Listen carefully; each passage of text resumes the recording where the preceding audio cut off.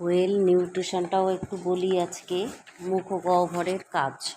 আমাদের আগের দিন সাবলিঙ্গুয়াল সাবম্যান্ডিবুলার প্যারোটিড সমস্ত লালাগ্রন্থিগুলো হয়ে গেছে।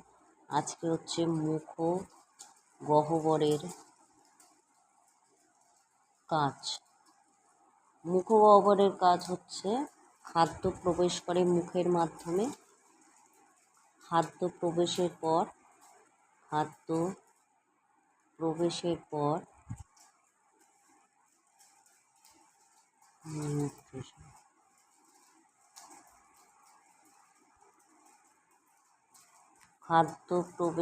পর দাঁতের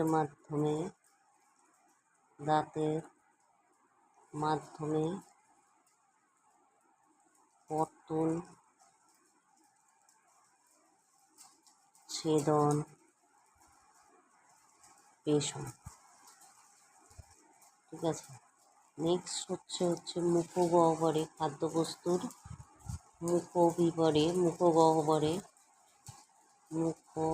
মুখগহ্বরে খাদ্যবস্তুর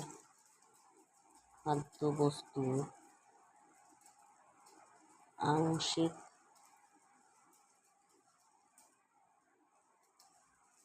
পরিপাক ঘটে।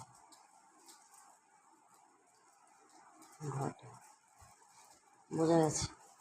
নেক্সট হচ্ছে গলবিল। গলবিল হচ্ছে মুখগহ্বর ও গ্রাসনালীর মধ্যবর্তী অংশকে। মুখগহ্বর ও গ্রাসনালীর মধ্যবর্তী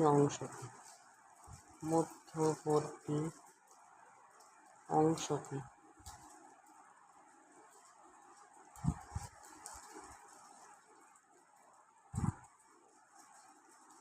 গলবিল বলে। গলবিলকে তিনটি ভাগে ভাগ করা যায়: নাসা-গলবিল, মুখগলবিল, গলবিল। গলবিল তিনটে ভাগে ভাগ হয়: নাসা-গলবিল,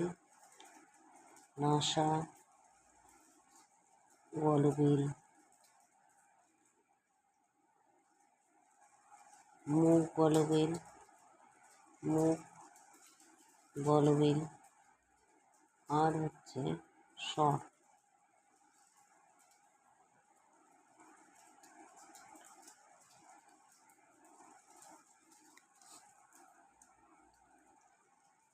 তো গলবিল হচ্ছে তিনটে ভাগে ভাগ করা যায়। গলবিল শ্বাসনলীর সঙ্গে গ্লটিস ছিদ্রপথে যুক্ত থাকে। কাজ হচ্ছে গলবিল মুখগহ্বর থেকে লালা মিশ্রিত খাবার গ্রাসনালীতে পৌঁছে দেয়। গ্রাসনালী হচ্ছে পাকস্থলী এবং গলবিলের মধ্যবর্তী দীর্ঘ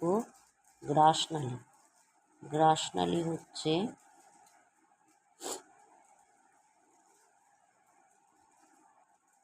গলবিল ও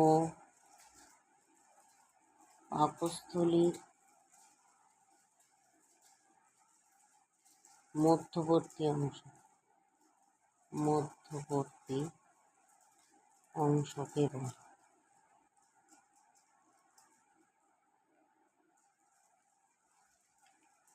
গ্রাসনালীর কাজ হচ্ছে লালারস মিশ্রিত খাদ্যবস্তুকে পাকস্থলীতে প্রেরণ করে। পাকস্থলীর এবার হচ্ছে তোমার পাকস্থলী। এর হচ্ছে বিভিন্ন অংশ আছে। পাকস্থলীর প্রথমে হচ্ছে হৃদপ্রান্ত, তারপর হচ্ছে ফান্ডাস,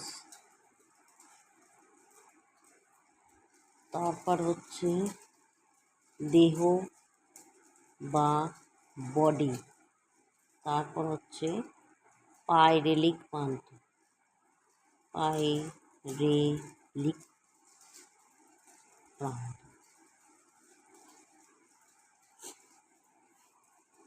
তো পাকস্থলীর প্রথম অংশটাকে বলছে হৃদপ্রান্ত, যা হচ্ছে হৃৎপিণ্ডের কাছে অবস্থিত। গ্রাসনালী ও পাকস্থলীর সংযোগস্থলে অবস্থিত। এটাকে কার্ডিয়াক্স, এর মাঝখানে একটা সংকোচন পেশি বিল থাকে তাকে বলা হয় কার্ডিয়াক স্পিংটার। নেক্সট হচ্ছে ফান্ডাস। হৃদপ্রান্ত সংলগ্নে এই অংশগুলোকে কালকে আলোচনা করব। ঠিক আছে, ছোট ছোট ক্লাস দিচ্ছি কারণ আমার মোবাইল সাপোর্ট করছে না, বুঝতে কোয়েল।